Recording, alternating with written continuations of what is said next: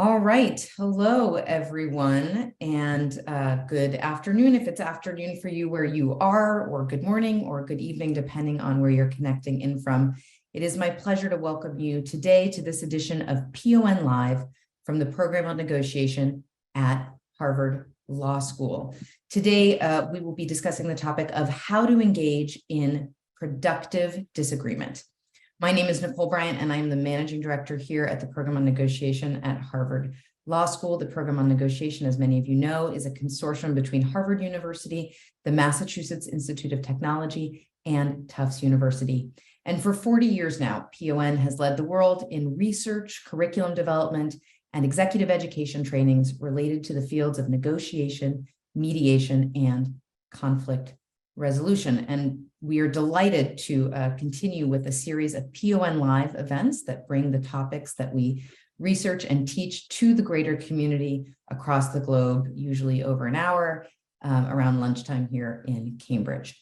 So we will have a presentation that will start this hour. At the conclusion of that presentation, we will leave about 20 minutes or so for time for questions. So, of course, if you have a comment at any point or you want to introduce yourself, we do love seeing where people are coming in from in the chat. Hello and welcome. Please use the chat at any point in time. But if you have a question, we'd encourage you to use the Q&A function at the bottom of your screen. That will make it easy for us and our speakers to triage questions at the conclusion for the Q&A portion of this event. I'd like to thank the wonderful PON staff, as ever, for all of their work supporting this event today. So Diane Long, James Kerwin, and Riley Schretzel, thank you to them. And with that, I am delighted to introduce our speakers, and we'll invite Julia to come on camera. We have two, not one, but two incredible faculty members joining us today, except that one of them is waylaid, so we're going to start with just one. But the full roster will feature Julia Minson of Harvard's Kennedy School of Government and Francesca Gino of Harvard Business School. So I will start by introducing them and then turn the floor over to Julia while we wait for Francesca to join. So Julia Minson is an associate professor of public policy at the Harvard Kennedy School, where she's affiliated with the Shorenstein Center on Media, Politics, and Public Policy, the Center for Public Leadership, and the Taubman Center for State and Local Government. She will be joined by Francesca Gino, the Tandon Family Professor of Business Administration in the Negotiation, Organization, and Markets Unit of Harvard Business School. Francesca is also affiliated with the Mind, Brain, and Behavior Initiative at Harvard and the Behavioral Insight Group at Harvard Kennedy School. These are both valued members of the PON faculty, incredible researchers, celebrated faculty, and sought after as consultants and trainers. It is a pleasure to learn from them today, and I will now cede the floor to Julia. Thank you, Julia. Thank you so much, Nicole. It's such a pleasure to be here. So let me share my screen. I've prepared some slides, and that can kind of kick us off a little bit. So I am a decision scientist by training, and one of the things that really motivates my work is understanding how people who dramatically disagree with each other about their attitudes, about their values, about their fundamental beliefs of what's true and what's false can have productive, thoughtful, engaged conversations with each other across those types of divides. And part of the reason that I find studying disagreement so fascinating is because disagreement really has this like dual nature. So one of the things we know from the research in organizational behavior is that disagreement, when handled well, can be incredibly productive, right? So we know that when organizations give kind of heavy weight and consideration to opposing opinions, they tend to make more accurate predictions and forecasts about the future, right? So forecasts about like which products will be successful or which ventures will fare better. We also know that when you encourage voice, meaning when people feel the freedom to speak up, it increases organizational loyalty and commitment, so you have less turnover. And we know that in cases of conflict, when people feel heard, it promotes de-escalation. So things are sort of less likely to go off the rails. Perhaps the best kind of statement of this perspective was by this gentleman. So this is William Wrigley Jr. He is the Wrigley chewing gum guy. And over 100 years ago, he said, when two men in business always agree, one of them is unnecessary. And so that's all well and good. But there seems to be sort of this tension, which is that, on one hand, to leverage disagreement, you need people to be able to voice contrary opinions, right? And to feel free to speak their mind. So we need sort of in organizations and in our private lives, we need to be able to amplify that kind of open dialogue and amplify disagreement.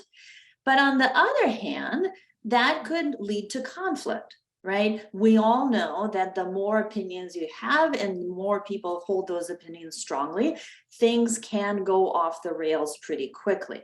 So what are sort of the skills and the strategies that people can take advantage of in order to manage disagreement so that it doesn't become destructive, right? How can we leverage the benefits of disagreement without really paying like heavy relational costs?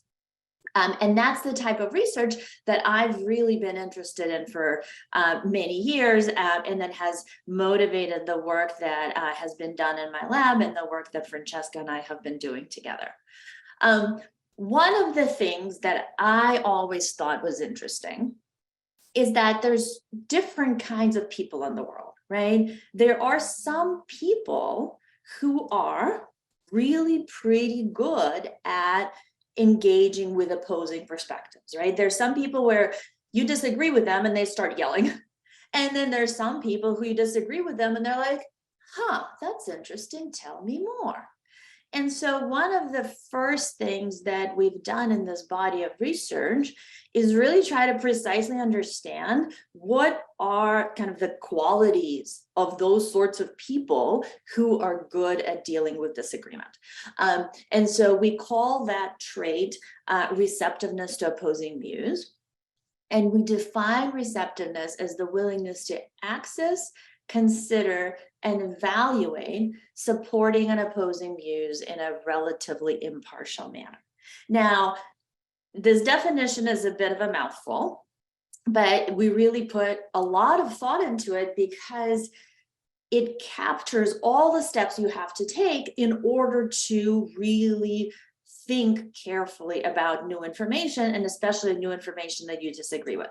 So the very first thing you have to do is be in the presence of that information, right? You have to listen to that news channel that you disagree that represents the views of the opposing political party, or you have to go and engage with that colleague and ask them for their opinion and ask them for their feedback. You have to be like physically present in that those ideas that you don't want to hear.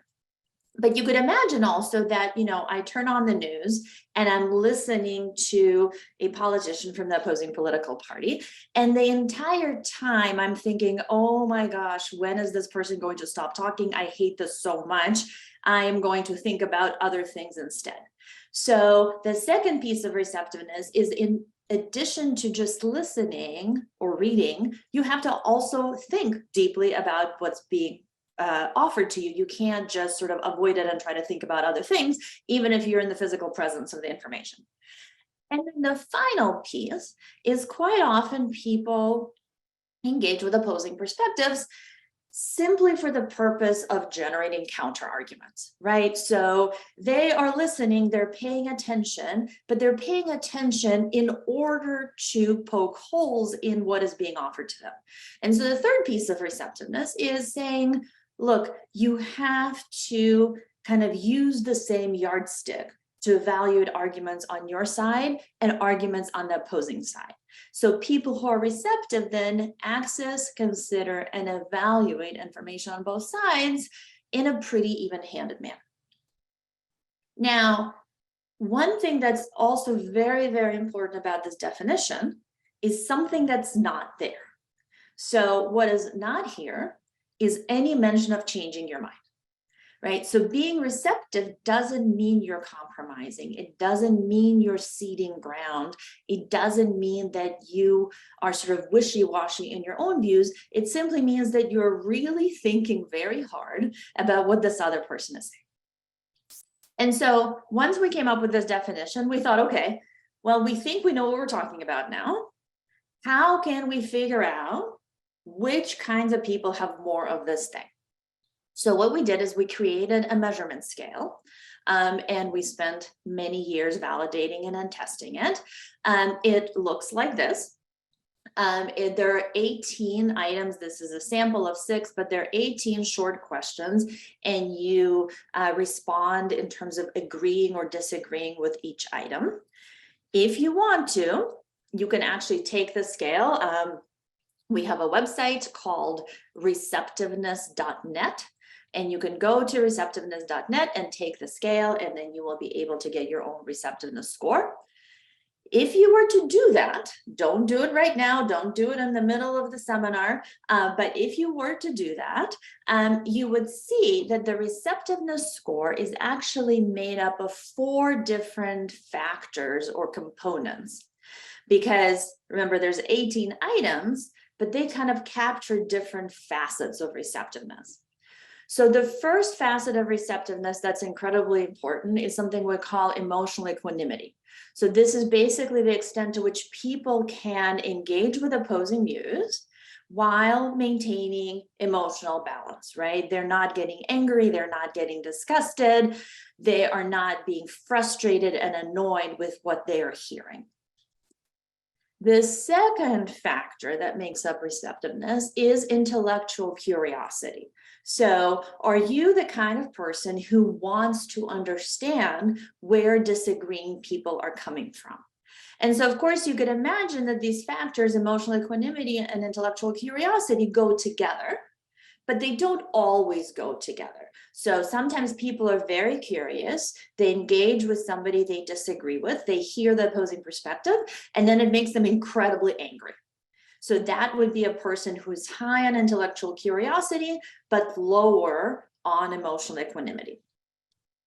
The third factor is what we're calling respect towards opponents.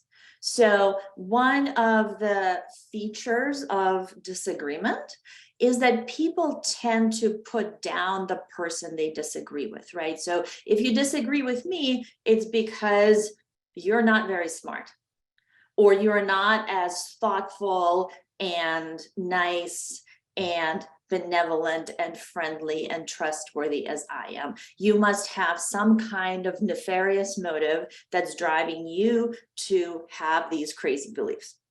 So respect towards opponents is high for people who say, look, you can disagree with me, but I recognize that you're still a decent person. You're still an intelligent, thoughtful, good human being, even though we disagree about this very fundamental issue. And then the final factor is what we call tolerance towards taboo issues. And the idea here is that all of us have some issues that we just cannot discuss. They're too triggering or too personal, or we're afraid that if we start talking about certain things in the public sphere, then, the country will just, go to the dogs. So we have to kind of wall off the space that we're comfortable with discussing. People who are more receptive, people who have higher tolerance for taboo issues, tend to have more topics that they're very comfortable talking about, rather than people who are less receptive. So once we had the definition and we had the scale, we started saying, well, do the people who score highly on the scale really think about things differently? And we found that indeed that people who are more receptive are more likely to expose themselves to balanced information. So we can run studies where we give people sort of a menu of things to read. People overwhelmingly like to read information from their own side, which a lot of economists would say, look, that is not particularly rational, because you know the arguments for your own side. Like, why are you spending more time reading things you already know about? But people who are more receptive tend to also invest time in reading information from the other side. We know that if we put you in a study and we make you watch content that supports different sides of an argument, most people tune out, right? We all get bored very easily. It's sort of the age of social media where everybody's got about 30 seconds of attention to them. People tune out more when they're watching something they disagree with. They simply don't want to hear it. What we find is that people who are more receptive tend to be more balanced in their attention, so they can maintain attention both to content they agree with and disagree with. And then finally, they are less biased in evaluating arguments. So they tend to favor the arguments for their own side, just like everybody else does, but the gap is smaller, right? They're a little bit more charitable. They're a little bit more generous towards arguments from the other side. And it turns out that this actually spills out into their social behavior. So when we look at workplace networks, when we look at student friendships, students and colleagues who are higher on receptiveness tend to have friendship networks that are more ideologically diverse. So they're more likely to be friends with people who are Republicans and Democrats, and they hold that central place in the network that connects both sides. And perhaps not surprisingly, other folks get this, right? So they're like, oh, this person is a good colleague. They're a good collaborator because when I speak to them, they don't fly off the handle, right? So we found that people who are more receptive are rated more positively in terms of their objectivity, their trustworthiness. People want them on teams, people want their advice. So this trait is sort of transparently positive for relationship building. So this is the website I mentioned earlier. This is receptiveness.net. If you wish, you can click on this button here that says take the quiz, and you can get your own receptiveness score, and you can get a little printout that breaks it down. It's a really useful tool to get teams to talk about their own levels of receptiveness and what prevents them from having difficult conversations around controversy and disagreement. So I encourage you folks to give it a shot after the seminar. Now, one of the things that I found particularly interesting when I started doing this work was, how does receptiveness function to help people overcome conflict, right? Because it doesn't make a difference if you're receptive sitting there all by yourself reading a newspaper, right? Like, you might become a better informed person, but where the rubber really hits the road is when you encounter somebody who you strongly disagree with. Are receptive people better at having those types of interactions? And so what we did was we actually started doing research to see, well, now that we have the scale and we have a way of measuring people's receptiveness, can we see how they interact with disagreeing others? So we engaged the support of the executive education program at the Harvard Kennedy School, and we worked with a program that was designed for leaders in state and local government. This is, folks who come to Harvard for 3 weeks during the summer. We have like police chiefs and fire chiefs, executives in small towns, folks who are appointed, elected, but the key thing, these are grown-ups with very strong, well-informed policy opinions. And so they come to the program day one, they don't really know each other well yet. We give them the receptiveness scale, and then we ask them for their attitudes on some of the most controversial hot button policy issues of our day. And then on day two, we pair them up based on disagreement. So we create conversation pairs made up of folks who strongly disagree with each other on one of the issues that we ask them about.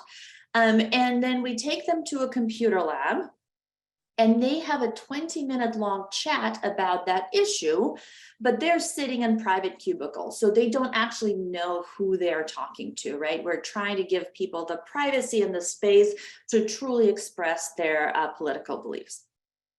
At the end of the chat, what they do is they rate their own and their partner's receptiveness in this conversation. So we knew how receptive they thought they are in real life. And then we said, how receptive are you in this 20 minutes? And how receptive was your partner? And then we said, well, you're going to be here for 3 weeks. So can you evaluate your partner in terms of how much you want to work with this person, how much you trust their judgment, how much you would want to get their advice? And so now we have all of this information, and we can look at how receptiveness affects interaction. So the first thing we see is that there's a very clear positive relationship between future collaboration intentions. So do I want to be on this person's team? Do I want their advice? Do I think they're trustworthy? And my perceptions of how receptive this person was during the conversation, right? So when I saw the person as being more receptive, I want to work with them. But there are two really important mysteries here. One, when people say they perceive somebody as being more receptive, we actually have no idea what they mean, right? What is it about the way that person communicated that seems receptive?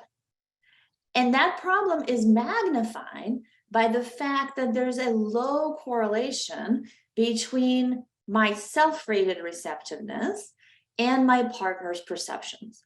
In other words, I said I'm receptive and my partner said, no, you're not. Or I said, I'm not feeling very receptive, and my partner said, no, Julia, you're doing great. So there is this disconnect between how we feel internally about ourselves and what we are expressing to other people. And one way of interpreting that disconnect is saying, look, people are completely wrong about their own receptiveness. They're claiming that they are, but they really aren't. But that's not totally true, because of course we have all the earlier data that says people who say they're more receptive process information in a different way. And so what seems to be going on is that there's a problem of expression. People don't know how to signal receptiveness. They don't know how to show that they're being receptive, even if their own mind, they might be trying. So in order to get a purchase on this problem, we used computational linguistics and wrote an algorithm, what's called a natural language processing algorithm, to identify specific words and phrases that signal receptiveness in text. So in other words, we're not asking the question of what do receptive people say? We're asking the question of what makes people sound receptive to their counterparts, right? So we're basically saying, look, receptiveness to some extent is in the eye of the beholder. If you think I'm being receptive, if I sound receptive to you, then that's half the battle. Let's figure out what sounds receptive. And so the way we do this is first we collect a whole boatload of conversation text, right? We pair people up who disagree with each other. We have them engage in online conversations. We keep all the text. And then we say, okay, let's get an even bigger sample of people and let's get them to evaluate this text. So now people in step 2 are reading the transcripts from step 1. And when they're reading these transcripts, what they're doing is saying, how receptive is the person that I happen to disagree with in that chat? And they assign that person a number. And then we write a machine learning model. It's basically a giant regression for the nerds in the audience like myself. And what it does is it picks out the words and phrases in the step 1 transcripts that predict the ratings in step 2, right? So what exactly did the people in step 1 say that made the step 2 people rate them higher or lower? So this all sounds super abstract. So I'm going to show you all an example. We're going to play my favorite game. It's called Pretend You Are an Algorithm. Okay, here's how you play the game. I'm going to show you two pieces of text. They're both from our data. This is a data set where we asked people to respond to a statement about the Black Lives Matter movement. This is from about 5 years ago, so this is fairly early on in that movement. And what I want you to keep in mind is that the two people whose text you will see agree with each other. And they're responding to the same writer, but their style is going to be very different. And when you pretend that you're an algorithm, you need to decide which one of these two people is more receptive, person one or person two, okay? And what I'm going to ask you to do is read both texts, and when you're done reading, put your response in the chat. So you put number one if you think the number one person is more receptive, or you put number two if you think the number two person is more receptive. Okay, so here is our first text. I understand what you're saying. There probably is some truth to the fact that these issues have been hidden for a long time. However, coming from St. Louis and witnessing the Ferguson riots, I can also see how things can be blown out of proportion and make people feel that it is worse than it is. I agree real problems exist, but possibly sometimes attention is drawn in the wrong places. Here's our second text. Overreacting to police confrontations can be deadly to the public in general. When animosity towards the police rises, as it has in Chicago, police do not feel safe going into the ghetto neighborhoods. Therefore, those people in those neighborhoods literally have to fend for themselves, because if they need the police and call for their help, the police can't help those in need there because they will likely be shot at themselves. Okay, so in the chat, one, if you think it's more receptive, two, if you think two is more receptive. And I'm seeing lots of responses. You folks like my game. Okay, so we can see from the chat, right, that there's really pretty strong consensus, not 100% unanimous, but very strong consensus that one is the more receptive piece of text. And in fact, I have to confess that I rigged the game a little bit.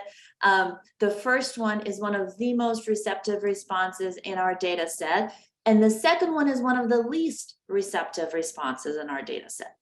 And so this part feels kind of easy, right? You see it and you're like, yeah, I totally get it. One feels more receptive.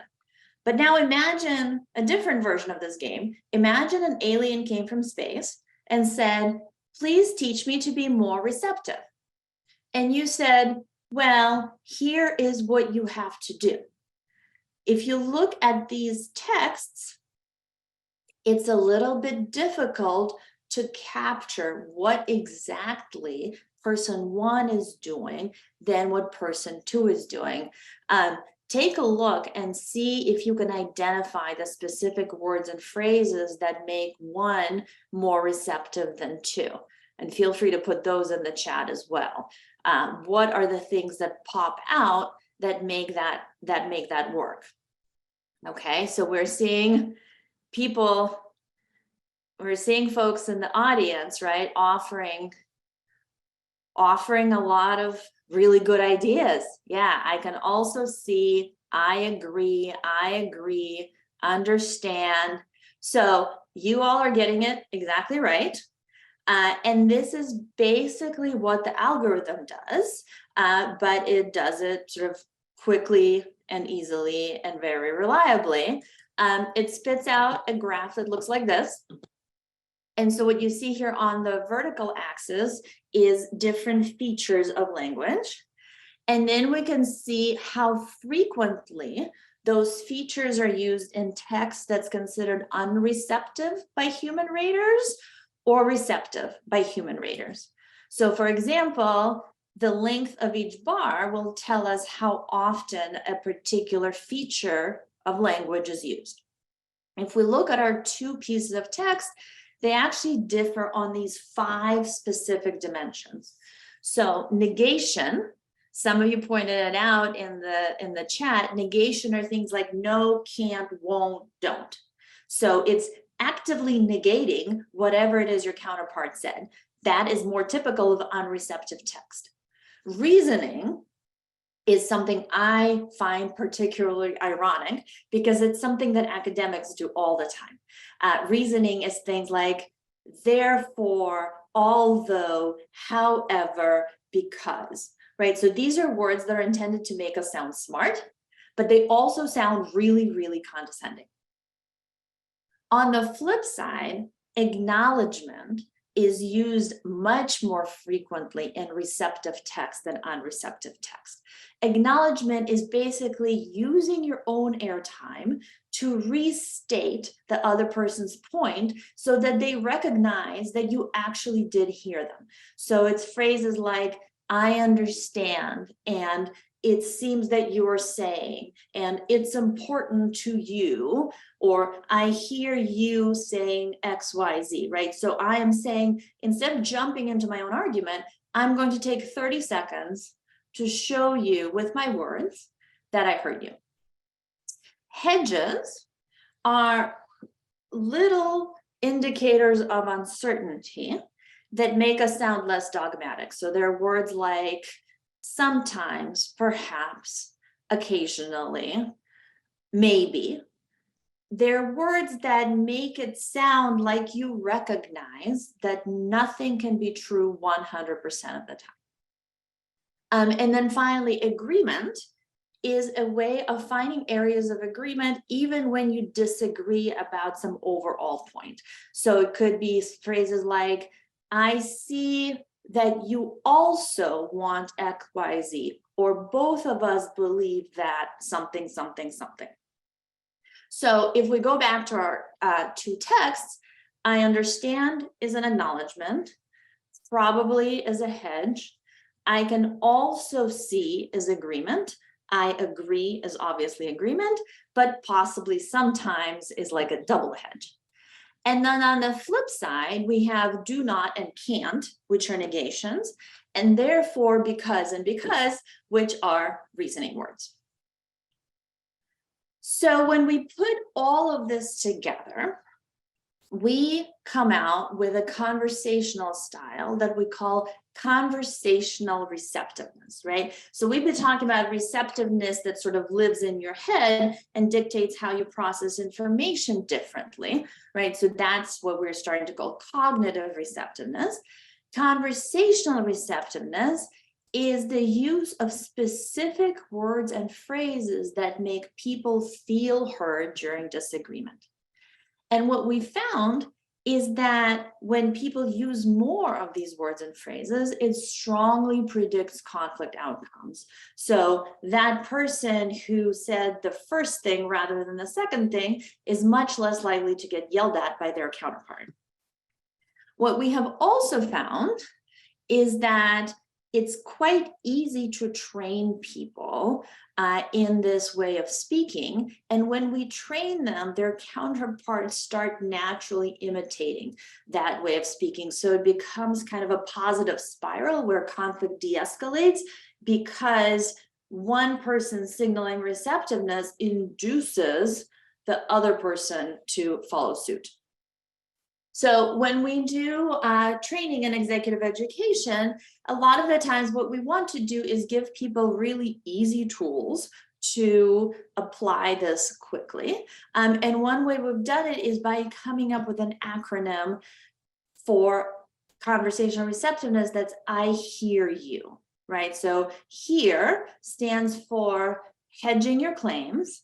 And those are phrases like, I think it's possible that this might happen because, or some people tend to think that. E stands for emphasizing agreement. I think we both want to. I agree with some of what you're saying, and we're both concerned with. A is acknowledging others' perspectives. I understand that. I see your point. What I think you're saying is.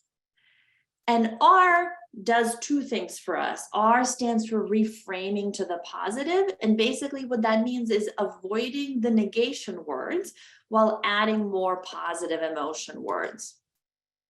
So I think it's great when, I really appreciate it when, and it would be so wonderful if. And so what we found is that giving people this framework helps them reach for the right words when they're in the midst of conflict and don't know what to say, right? All of us can come up with something similar when we're calm and collected and unflustered. And often at the end of a conflict, we say, oh my gosh, I can't believe I said that. But when we give you a framework that gives you clear behavioral instructions on what to do in conflict, it provides sort of a scaffolding that we can all use to have better conversations and have those conversations be less destructive. Now, everything we've been talking about so far has been individual, right? It's sort of like, how do I work on myself? But of course, the real kind of benefit of receptiveness is if we can create organizational cultures that have receptiveness be the norm. And, you know, most of it is not rocket science, right? The first part is just recognizing that this is valuable, recognizing that along with all the many other communication skills that we tend to evaluate people on and promote and train, receptiveness should stand alongside the other types of communication skills that we require of leaders.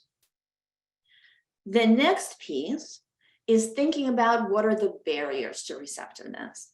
And barriers could be individual, right? It could be that people lack the skill set. Barriers could be institutional.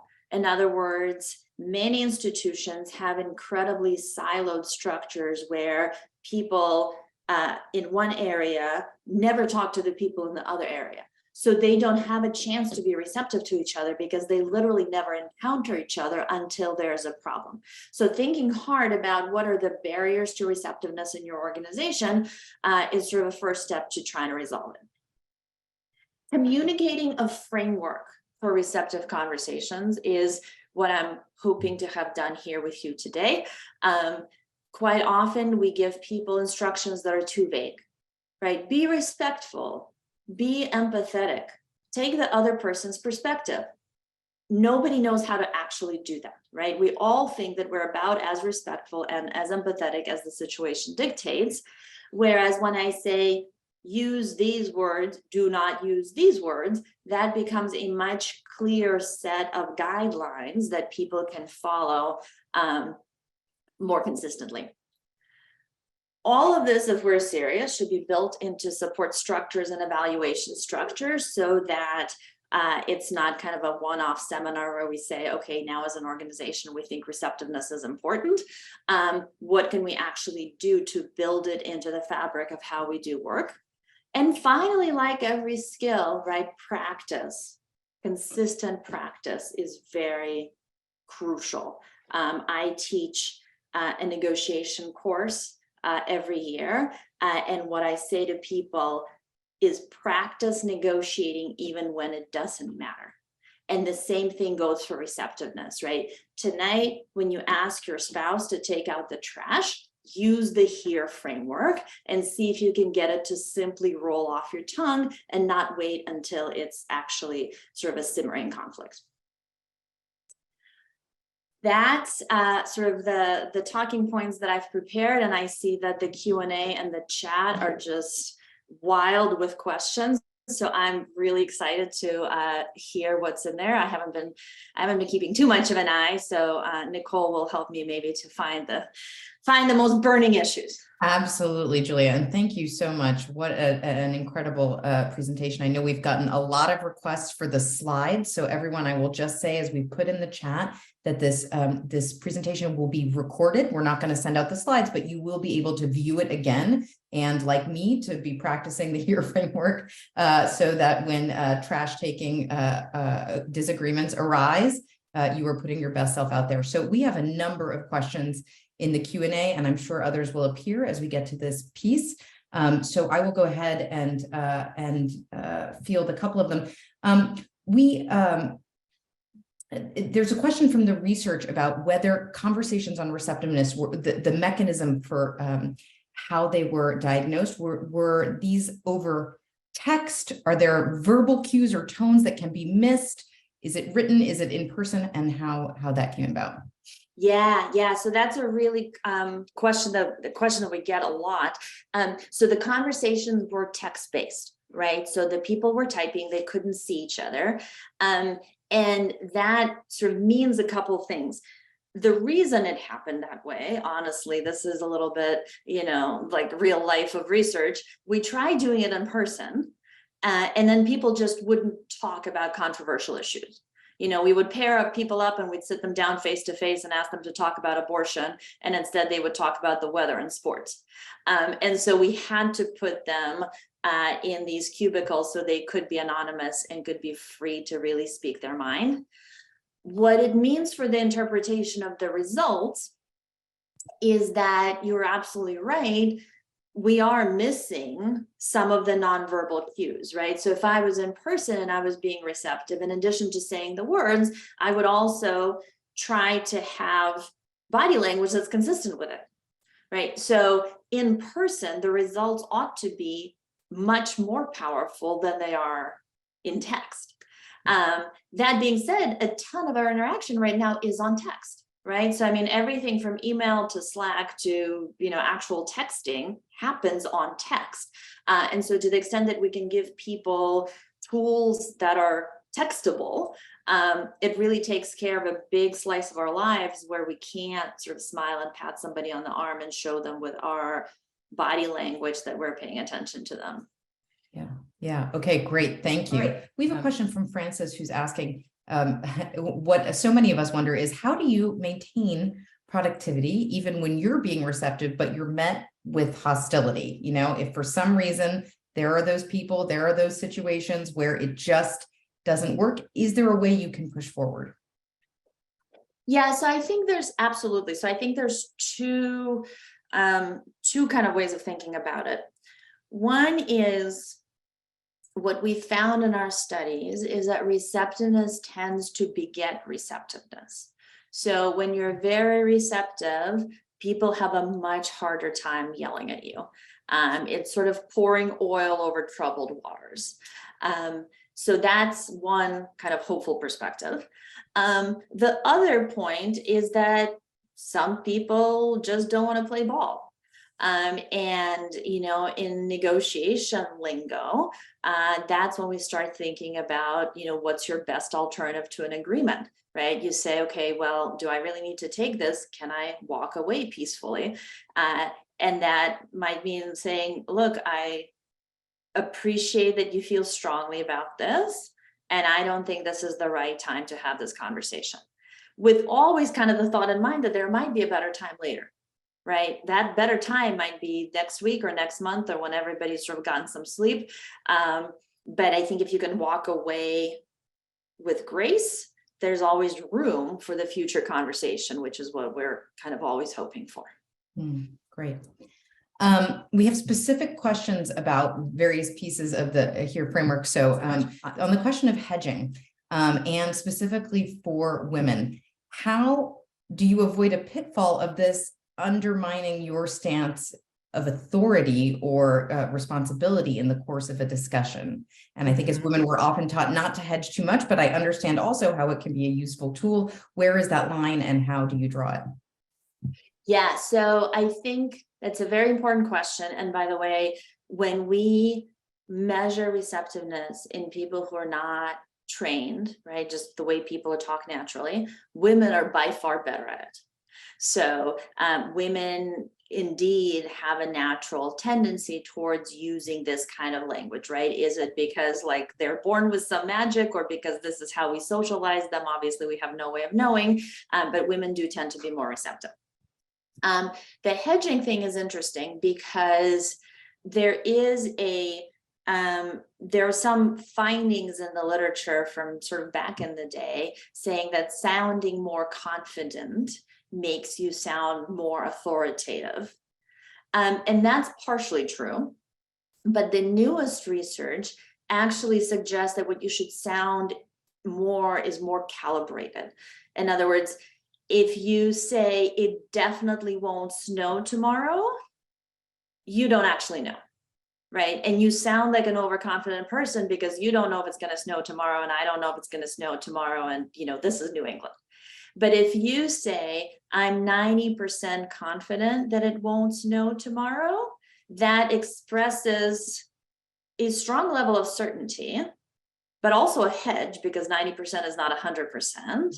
And it shows that you're aware of the limits of your knowledge and you're precise. And that's actually what comes off as kind of the most authoritative stance. And so that, that dovetails perfectly with receptiveness and with being perceived as an authoritative leader.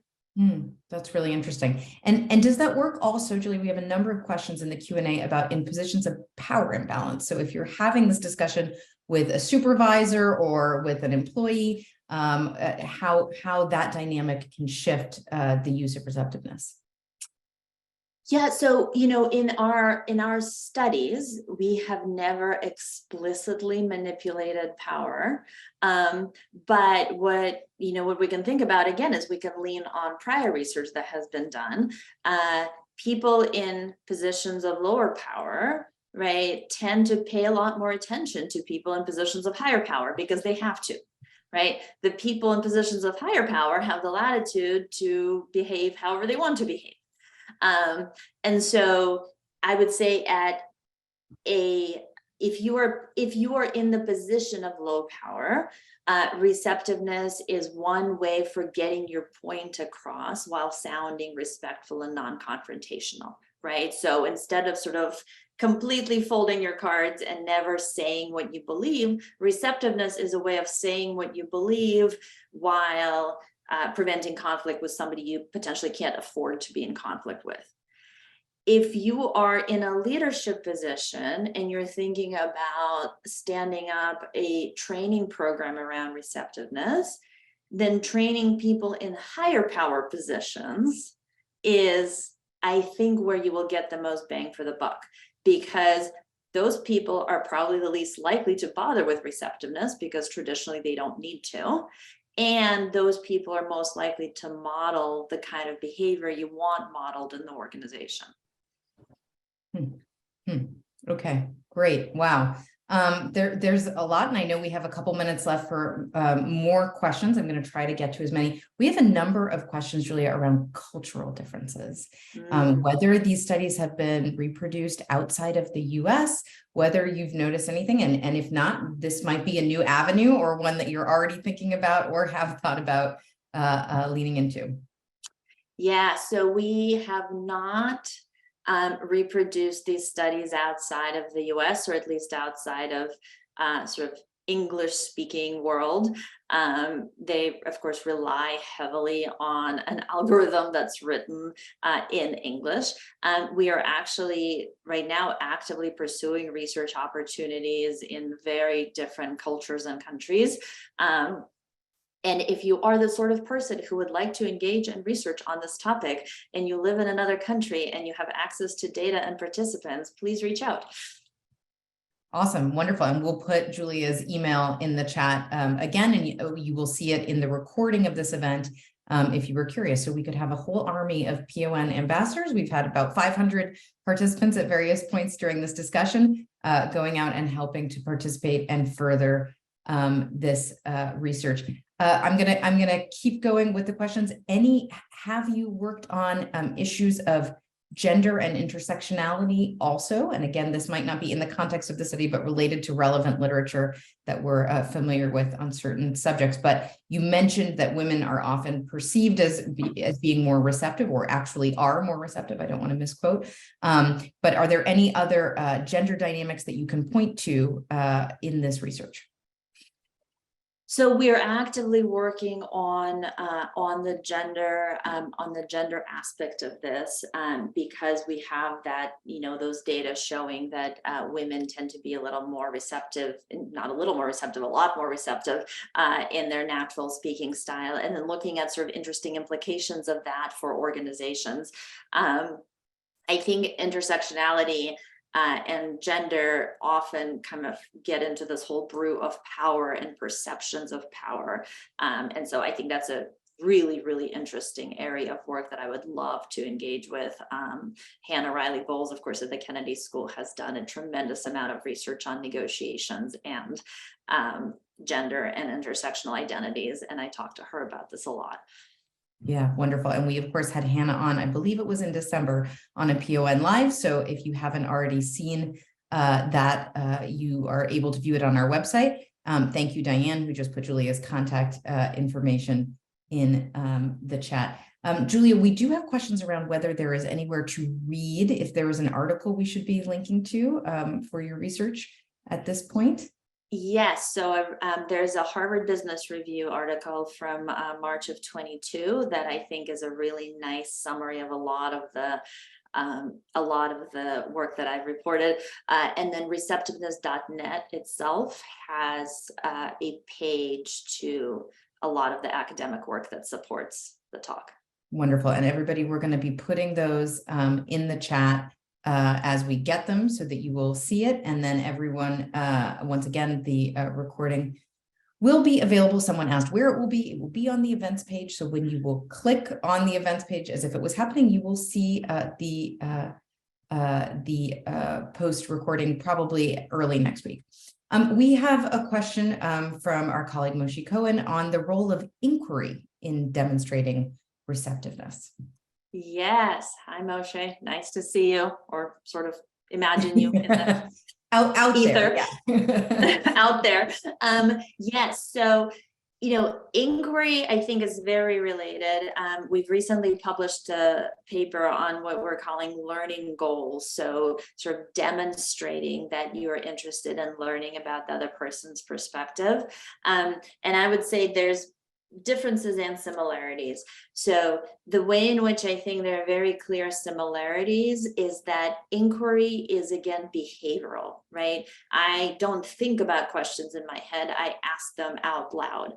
And so when I ask questions out loud, it shows my counterpart that I'm interested in hearing the answer. So like conversational receptiveness, inquiry is a trainable set of behaviors that's transparent to counterparts.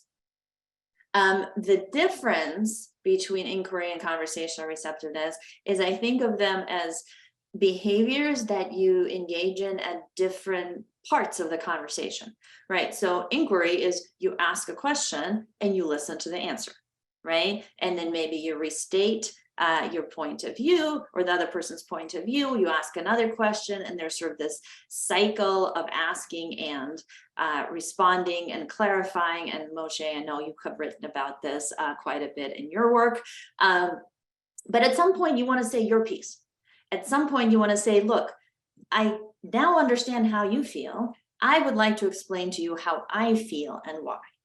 And that's where conversational receptiveness comes in, because in explaining your own point of view, you can include hedges and acknowledgement of the other perspective and highlighting areas of agreement, so that when you're explaining your side, it doesn't escalate into an argument.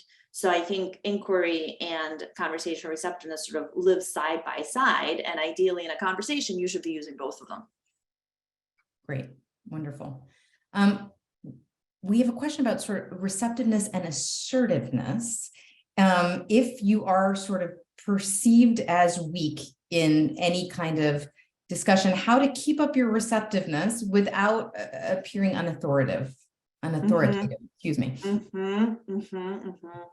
Yeah, so this is a little bit back to the conversation about power. Yeah. It's also back to the conversation about changing your mind and what does it mean, right? What does it mean to be receptive? There are lots of cues to authority. We have lots of Very explicit cues, right? Who has the bigger office? Who has the fancier desk? Who has which title? Who is wearing the more expensive shoes, right? So all of those cues have nothing to do with what you're actually saying. They're sort of in addition to.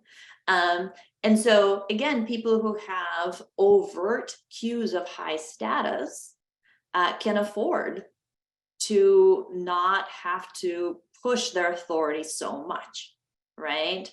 At the same time, if you're concerned about receptiveness making you sound less authoritative, remember that you're not changing your mind, right? You can say, I understand that you're saying X, Y, Z, and I think that sometimes people do whatever. And I really appreciate having this conversation. I maintain my earlier position, but I really value that we've discussed it so thoroughly.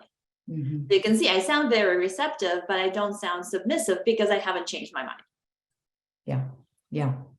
And keeping that going. Well, this is really fascinating, Julia, and thank you very much for it. And we're really grateful that you were able to keep the conversation, although Francesca Gino was unfortunately unexpectedly unable to join us, but we had a very rich discussion with you. And I know that there was a lot of good discussion and questions in the chat.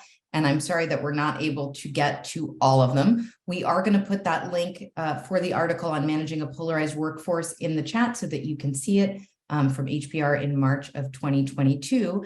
And I will invite everyone to continue with PON events and trainings as you always do. So great to see such a nice group of returning folks to our event, and thank you very much. If you are interested in continuing to learn from Julia Minson, she's actually going to be teaching a one-day virtual class with PON on how to negotiate when parties have deeply diverse convictions in this virtual format on May 23rd. And then Francesca Gino will be teaching a class for us on June 6th on how to avoid getting sidetracked in negotiations. So we look forward to seeing everyone at another PON live event or perhaps at a training. We wish everyone well and a great rest of your day. Thank you so much. More soon. Bye.